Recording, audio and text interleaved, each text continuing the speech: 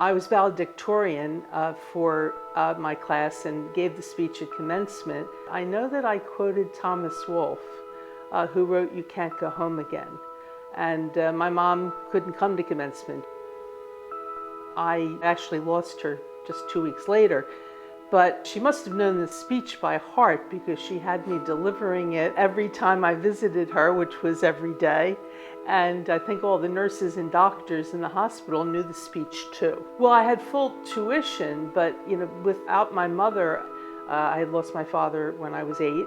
I had an older brother and sister, and my brother lived in the Philadelphia area, and so I would have had a place to live, but he had 3 small children. It wasn't ideal.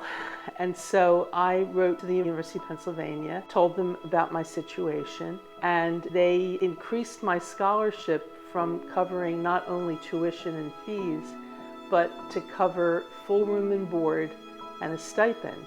I will always be grateful to the great philanthropists of the University of Pennsylvania because they took me in. We don't contribute because it's expected. We don't contribute for the sake of appearance.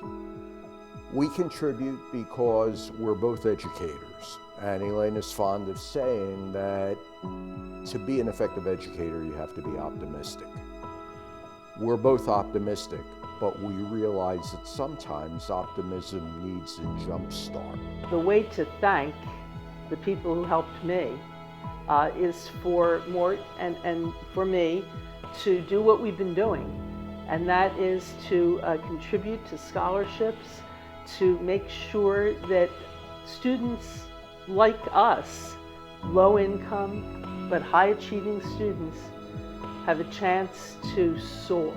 Without the generous scholarship support that I received, my life would have been much more narrow and much more constrained.